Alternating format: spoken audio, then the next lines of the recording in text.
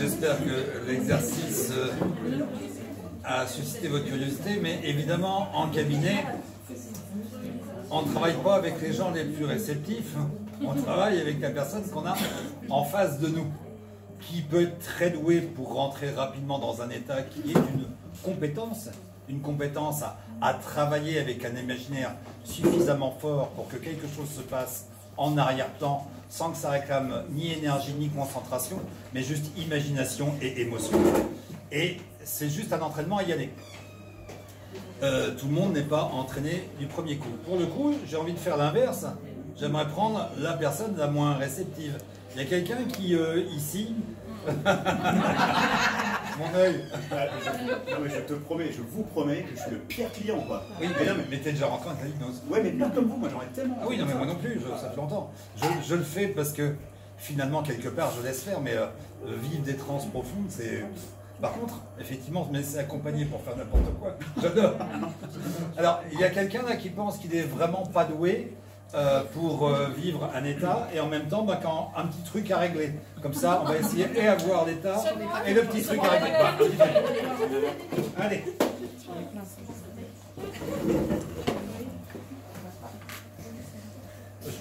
C'est la chaise où tu vas faire le changement? Ou tu préfères celle-ci? Non, vous couchez bien. Ah ben, vous c'est bien. Je demande un petit peu, c'est jamais. Voilà. Touche du bois. Ouais, ça va bien se passer. Ok. J'aimerais juste, parce qu'on va faire ça pour que ça soit utile pour toi. On n'est pas là pour faire de l'opinion, quoique. Moi un peu quand même, mais toi tu es venu pour te rendre service, d'accord? Et tu as déjà compris, ou si tu n'as pas compris, c'est que Florent a très mal expliqué, parce que moi j'explique tout très bien, mais tu ne m'as pas entendu. D'accord? C'est qu'en fait on n'a aucune compétence pour transformer les choses, toi tu l'as, mais par contre tu n'as pas la recette. Et grosso modo, nous on est un peu souvent le livre de recettes, on peut dire tu peux réussir ta mayonnaise comme ci ou comme ça. En fait c'est toujours toi qui agite ta fourchette, hein, d'accord? Alors, justement, c'est exactement ce que tu vas faire, mais cette fois ça ne va pas être de l'hétéro-hypnose, de l'hypnose accompagnée, c'est que tu vas faire de l'auto-hypnose.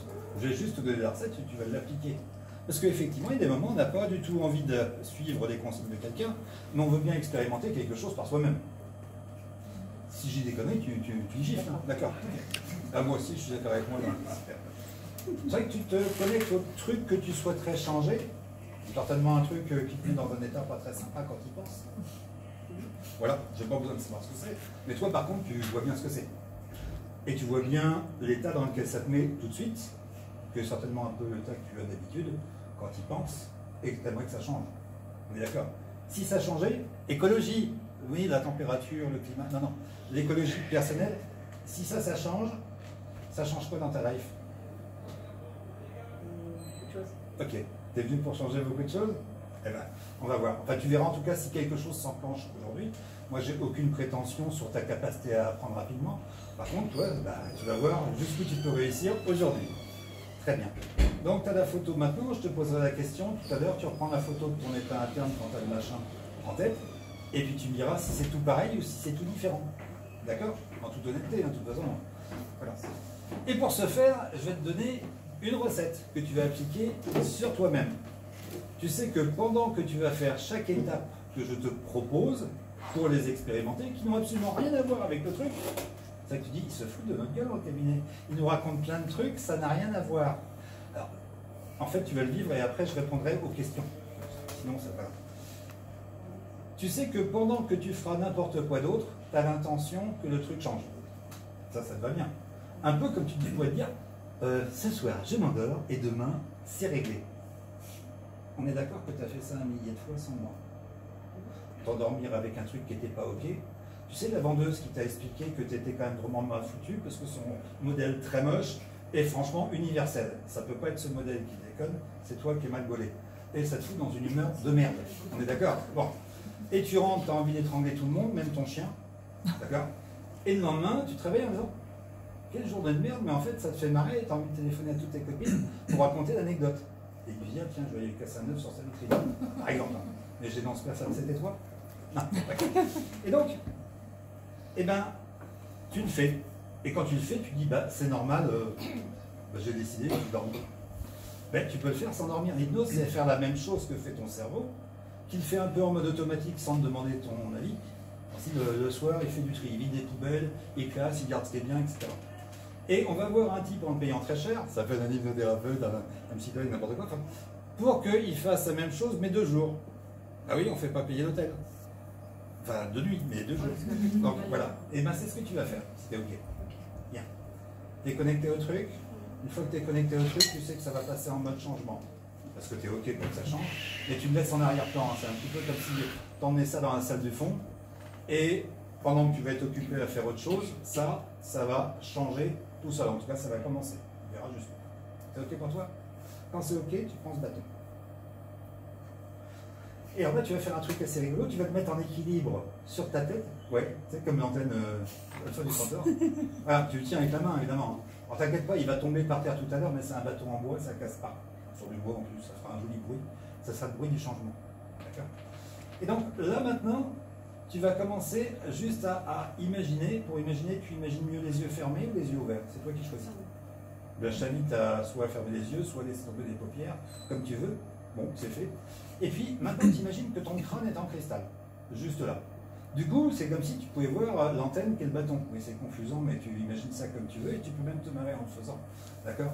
Et du coup, quand tu vois ça, tu peux même aller voir regarder au-delà, parce que c'est vrai qu'un bâton, c'est sympa, mais si tu voyais le ciel au-dessus, ça sera le ciel du changement. Et tu sais que ce qui change là-haut, au-dessus, ça peut provoquer aussi du changement dedans.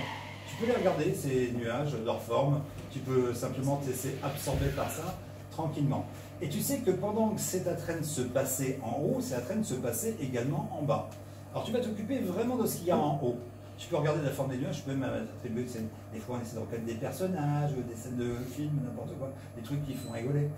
Et puis, quand tu sais que ça aura complètement changé en haut, et que ça a complètement changé en bas, tu verras que ce bâton, il va devenir tout simplement complètement tranquille, et puis ta main aussi, et puis en fait tu vas pouvoir le lâcher, puis il va tomber par terre, et à ce moment-là, tu pourras simplement ouvrir les yeux dans 3 minutes ou dans 3 heures, hein, on s'en fiche, ou dans 30 secondes, mais en fait, voilà, ça va juste se faire, si tu le fais en rang, ça va juste 4 fois plus vite.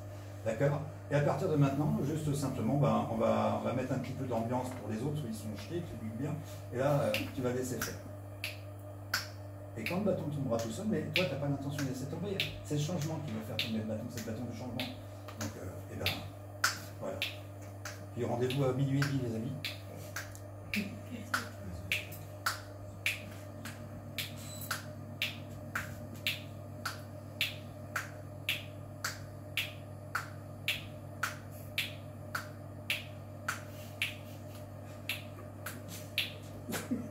Oui, ça change, hein.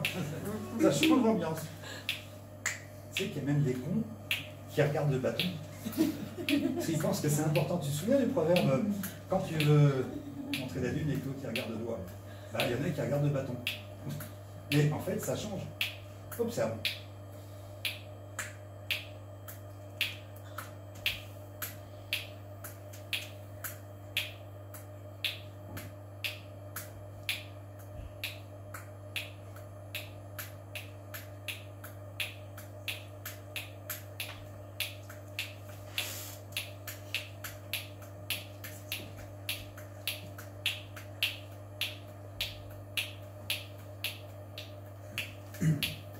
Donc, comme il y a des gars qui fatiguent parce qu'ils ont mal au doigt, bon, on va le faire en silence maintenant, simplement, et tu peux le faire juste 2 fois plus à ton rythme.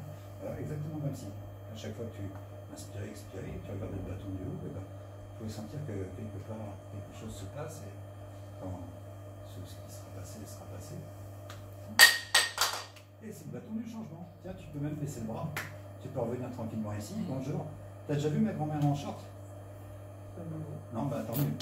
Mais ça coûte bien. Ça s'appelle un état séparateur. Si tu préfères, on reste avec ma grand-mère. Non. Okay. Tu peux te reconnecter à ton machin? Est-ce que ça fait tout pareil ou c'est différent? Léger. Est-ce que c'est un changement pour toi, plus léger?